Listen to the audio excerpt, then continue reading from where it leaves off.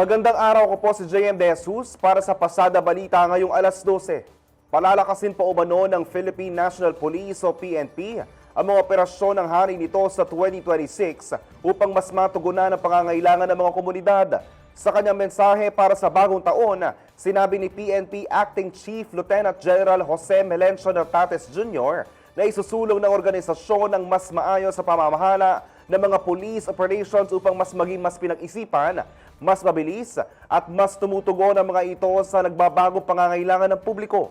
Binigyan din ni Nartates ang pagpapatuloy ng mahigpit na integrity monitoring sa hanay ng PNP at iginiit na ang disiplina, pananagutan at etikal na pag-uugali ay dapat maging laging katangian ng bawat pulis.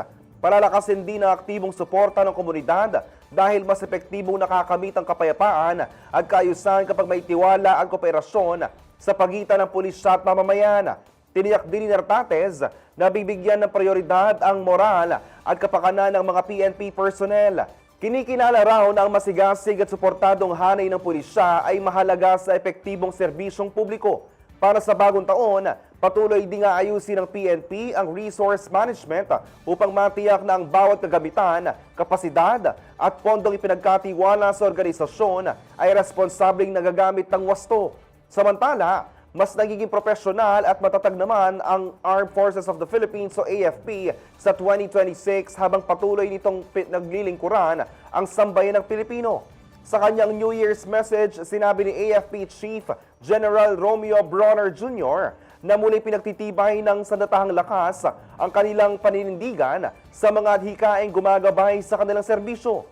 Higit kanino pa man, makakamit raw ng AFP ang misyon nito sa sama-samang pagsisikap, pagtutulungan at dedikasyon sa kahusayan at may pagpapatuloy rin ito ang pagpapatibay o pagbabantay sa seguridad, kapayapaan at kaunlaran ng bansa.